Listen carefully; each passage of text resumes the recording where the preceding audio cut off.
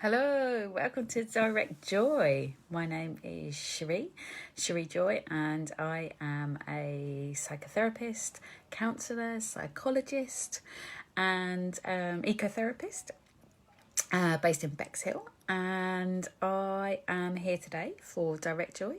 It's lunchtime, and this is a space for us to explore some topics around mental and emotional health, and sometimes going into the physical, the somatic. And I set this up back in March. This is something like the 23rd Direct Joy. This is a space for us to discuss and explore, to take into account issues that we have questions around, that maybe we don't want to engage directly with therapy about at the moment. We just want to know a bit more information about. This might be you checking me out. This might be checking out what therapy is all about. And so this is a space for us to, deep dive, really. I don't kind of do things by halves, and you'll know that if you work with me. If you're part of my team, I'm on your team. It's a place to get support, and it's a space to do a deep dive. So today, Direct Joy is coming to you to talk all about prickles and brokenness, and how this time of year really can be such a difficult time for a lot of people. And how do we get through that to access more joy? What does this mean, these prickles and brokenness, and why do they come up at this time, when it's meant to be a joyous time of holly and planning and preparing? And what is it about this Christmas period that actually it reminds me of Mary travelling to the story that we have about Mary travelling to the census in Bethlehem, like on the back of a donkey, if she was on a donkey, like the arduousness of it. And, I don't know about you, but I'd be pretty miserable if I was that far gone pregnant and travelling in that way, in that heat. We certainly don't have any of that heat at the moment where I am. We have a lot of wind blowing today. We have a lot of gales and a lot of those prickleness, that sense of, things are flying around the garden. And, what is it about this time of year that just gets a bit narky too? The shops are full. The bank balance is kind of getting a bit depleted, if not very depleted, and the credit cards going up. There's this huge momentum of what we should be doing, and there's a lot of grief of what is getting lost as well. A lot of, I can't go and see the kids' plays. Oh, this isn't happening. Oh, this doesn't quite, can we, can't we? Is this sufficient? And there's the usual family dynamics, the organisation, the writing Christmas cards, even though I want to save the planet and not spend all this money on Christmas cards, but I want people to know that I love them. Can I do it in a different way? How do I remain consistent to my ethical understandings of the world? And there's no planet B. How do I do life with all of the pressures of society, Christmas? How can I face these peaks and troughs and the jumble of it? Excuse me. What is really going on to accumulate with prickles and grief? I keep coming back to these kind of four words, actually. The sense of prickles and the prickliness, and the being on eggshells, and the anger that brings up, the rage,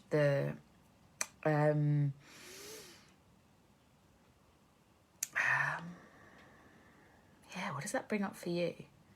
That sense of it's not quite good enough. It's not what I need. And the brokenness, the grief, the deep level of grieving that then shows up. One of my absolute favourite sayings is that anger is the bodyguard to sadness. And from my time in the NHS and my time working in the prisons, everyone would say to me, oh, wow, the anger and the rage. And it's like, it's the sadness. It's always the sadness. The levels of sadness are obscene. That they were, and I think we all have that. We all have those depths and layers of sadness that come out in rage, that come out in road rage, that come out in Christmas tree rage, that come out in how much is the turkey? How many of them are sold out? That sense of how do I peak and trough through the prickles and the brokenness, the anger and the sadness. And how do we allow ourselves space for that? How, because it is full on. Even if there's these things that are being stopped, it's still full on. I still need time to process the fact that I can't go and see my children's school play. I need space to process the fact that I do feel a bit wonky going into crowded spaces. And the crowded spaces that are now crowded aren't half as crowded as what they used to be. I have such a different understanding of this version of me, and we're doing Christmas with all the other stuff that comes with it, like Santa's sack. It's like, oh, what's over my shoulder there? Oh, it's all that stuff to bring in about family dynamics, where I'm going for Christmas Day, where I'm going for Boxing Day, what am I eating, how much money have I got? The list is endless, and it's as exciting as it is worrying, and it is as nerve-wracking as it is frustrating. So what is that reality, and how do we continue to work our way through that reality? We also have the sense of loved ones that we may have lost. We have the sense of how do we process that this year? And Christmas being such a poignant time for all of that, the family that we're not in contact with, the friends that we're not in contact with, those that we want to be in contact with, and making, even now, New Year's resolutions to, do you know what, I'm going to see those people more. I miss those people. I want those people. I'm inviting those people and wanting to throw open the hospitality, yet also feeling the strong sense of needing to go under our rock. How are we managing this? How do we manage this? And what does that mean? A lot has come up for me in the last fortnight around the neuroscience of the work that I do. And this is a really growing area, the psychotherapy and neuroscience. And there's a lot of new language coming up. There's a lot of new understandings that have been growing, and a real huge benefit of researchers having more time around COVID is the fact that this is a massively growing area that we can tap into. And I say tap deliberately because actually the sense of tapping into, EFT tapping, if you don't know about it, please check it out, because tapping is the most awesome, easily accessible thing to help us through our fears. And yeah, I highly recommend, I'll put a link in the comments about tapping, because it's an easily accessible thing to bring into your life as a tool to help with fear, to help with anxiety. It's great for children, it's great for older people, it's great for, no one notices when you're sitting in a meeting and you can tap away, and only the people that know tapping will notice. And you don't have to do it that quickly, but you can really ground and center yourself quite quickly with tapping. I love it. Highly recommended. And going back to what I was saying, is part of this tapping into what is going on in our neurological setup can really help with our and when I say really help, I mean really help with our setup of who we are emotionally.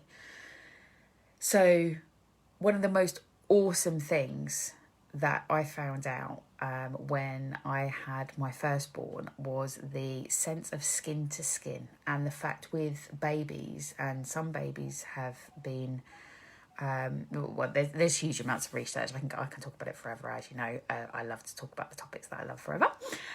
Skin to skin contact with newborns is highly recommended for so many reasons, to help the heart rate, help the bonding between caregivers and the baby, and take that a step further. What's it like to hold your own hand? We've talked about this in Direct Joy before. What's it like to hug someone else? What's it like to just touch fingers? What's it like to have that skin to skin contact? And I'm not necessarily talking about an intimate moment. I'm talking about, and by intimate, I don't mean that in the adult sense. I mean, tangling my words. I mean, what's it like to have that intimate touch? Our whole neurological setup resets in 15 seconds of skin to skin contact. If you're finding yourself prickled out, if you're finding yourself grieving, part of holding yourself through that journey, part of asking someone else to hold you in that journey, that skin to skin contact, the intimate touch of another, the intimate touch of our own, to hold your own heart, to hold your own womb space, man or woman, to hold each other. If someone's coming at you who you love, who's angry, holding them, asking them, can I hold you? It sounds like the bizarrest thing in the world to do, to ask someone for a cuddle when they're screaming at you.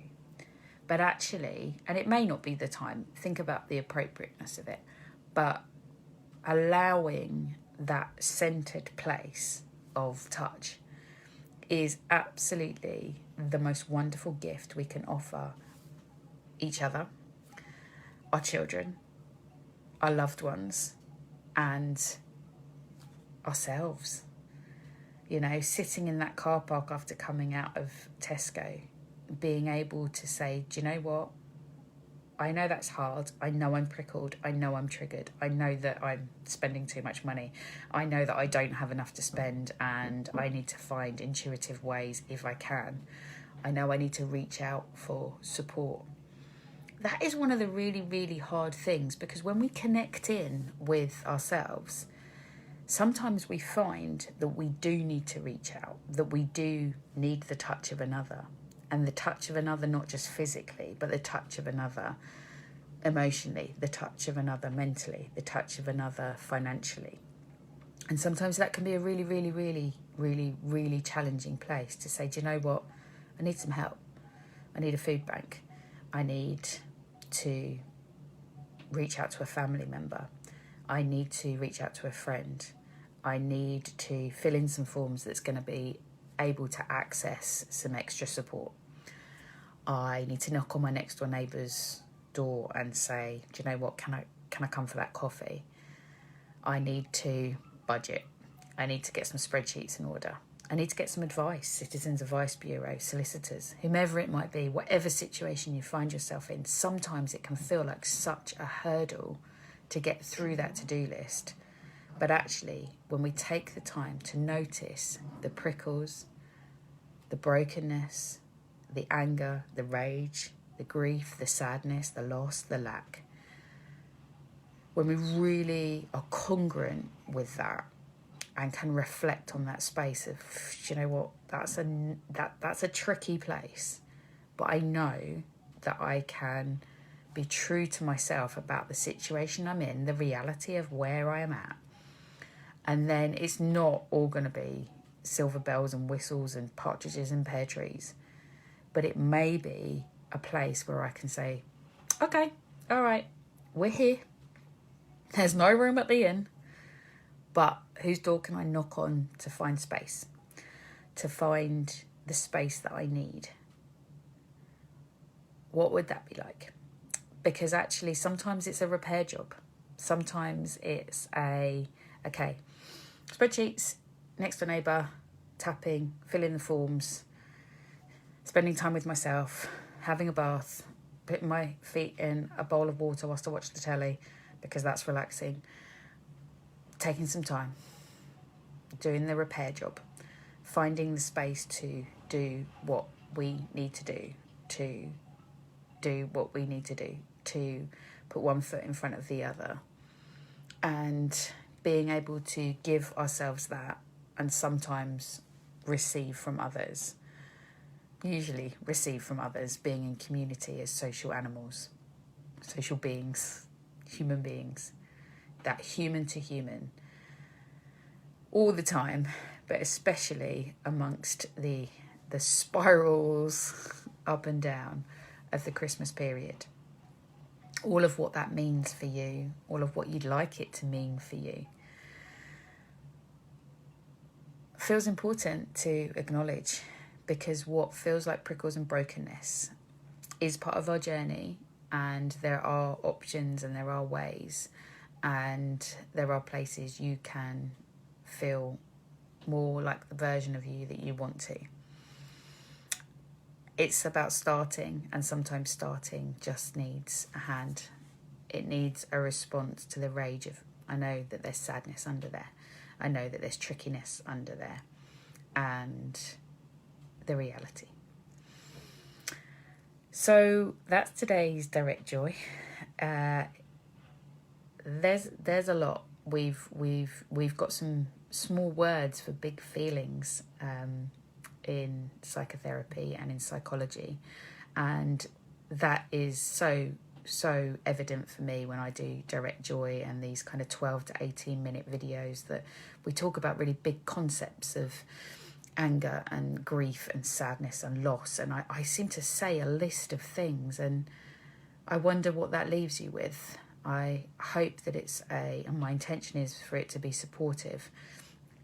However, I do understand that some of this stuff triggers people, and it triggers me, right? We're all human and we're all in this together. So stay in touch, be in touch. I do hear from people, and it is good, even if they're coming saying it's not good, because actually that's my role, that's what I do, and that's what I'm here for. So please do reach out. It's don't allow finances to get in the way, because there's always a solution for all spectrums of the financial, wherever we're at, right? And we've all been wherever we're at, wherever you're at, we're all in it together. So get in touch. Don't let anything be a barrier to that. And I look forward to seeing you next week for next week's Direct Joy. And please subscribe to my website. My website is looking absolutely awesome. Thank you to my web team and design team who are great. I've got a very small team, but they are such a wonderful support. And subscribe. You will get access to emails. You will get access to more than just Direct Joy. You'll get more about kind of what I do and how I do it. It's not massively salesy, but it goes straight into your inbox, and you get to hear more from me. So www.cjoy.co.uk. Please do sign up, and I look forward to if you want to honour me in your email box, as well as listening to Direct Joy. The replays for this are on Instagram, Facebook, YouTube, and will also be in the emails. So take good care, and I look forward to seeing you soon. Peace, joy and love.